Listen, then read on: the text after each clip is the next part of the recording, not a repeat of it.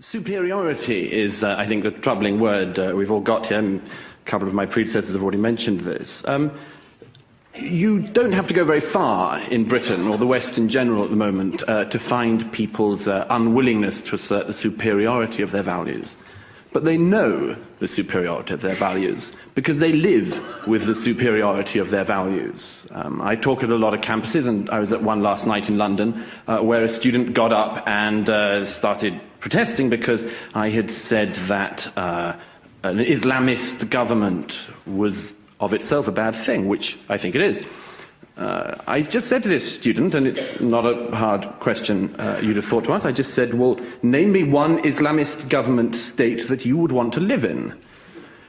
And this is a serious question, ladies and gentlemen. It is also a personal question, and one which, if people were honest, they would admit is personal.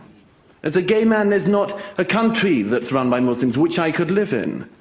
One of my best friends is in hiding again tonight, Dayan Hassi Ali, because of what she says, and she'd be killed if she went to any Muslim country. And I think that matters. And I think the way in which it affects our personal lives does matter, and we should not ignore it. We have the great blessing of living under this system. And we take it for granted, and we spit on it, and we can because we're living in that freedom. But I beg you, ladies and gentlemen, not to pretend that that means that we shouldn't assert the superiority of that system, because that is what it is. It is a superior system. It doesn't, I would stress this, it doesn't have to be violently asserted. Rights and values are not asserted by violence. They are asserted by showing people your rights. They are shown by example. If you do not speak up for your rights, if you do not say that you think that the rights that you enjoy should not be enjoyed by other people, or people with darker skin, or people in other countries, then I submit that you make a great error of judgment. Mr. Glass treated us to a textbook example of Western masochism.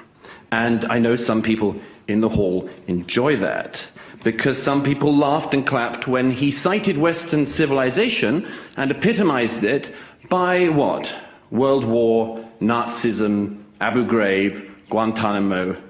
Ladies and gentlemen, if you believe that the West should be treated and regarded only as something which is treated by its lowest moments, and believe that all other cultures and all other civilizations should be treated only by their highest moments, you're already putting in an unequal challenge here. Abu Ghraib and Guantanamo, I need hardly go without saying, ladies and gentlemen, were not representative of me, were not representative of the West.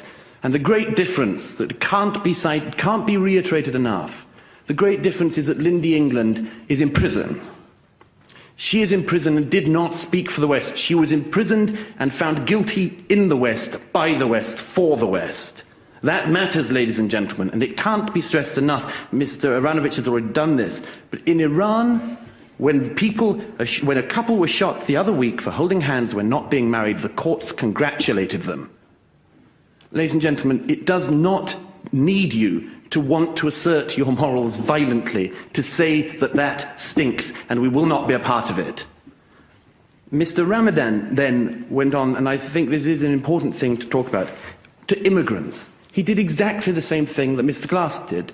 He treated us as a society as if we are a society that just abuses immigrants, that imprisons them, locks them up. I don't know where he gets that from. I see immigrants all across our streets, many of whom are doing very well. Most people in Britain have welcomed them. There hasn't been mass violence against these immigrants. By and large, they have been welcomed. How does that happen? How would the reverse happen in Saudi Arabia?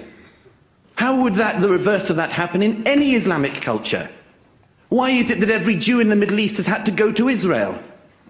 Why is it that we have made the de facto agreement that if there is to be a Palestinian state, it has to be Judenrein, clear of Jews?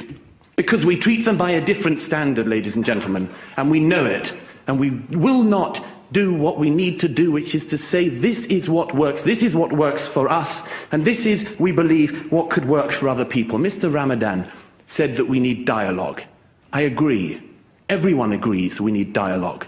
But where does it start? Would it start, for instance, with making a joke, contra Mr. Khomeini, not a very funny man? Or would it start with an article, perhaps? Would it start, perhaps, with a film? It did, a few years ago, with Submission. and Theo van Gogh was killed. Could it start with making a joke, perhaps? A joke in a cartoon? Well, apparently not, because we know that there were burnings and killings and lootings and riotings across the globe in reaction to those cartoons. If you're going to start a dialogue, what could you do that would be smaller than drawing a cartoon? If anyone has an idea, please let me know, but this dialogue which we keep on being offered is not reciprocated. And we can have the dialogue here, in the West, tonight.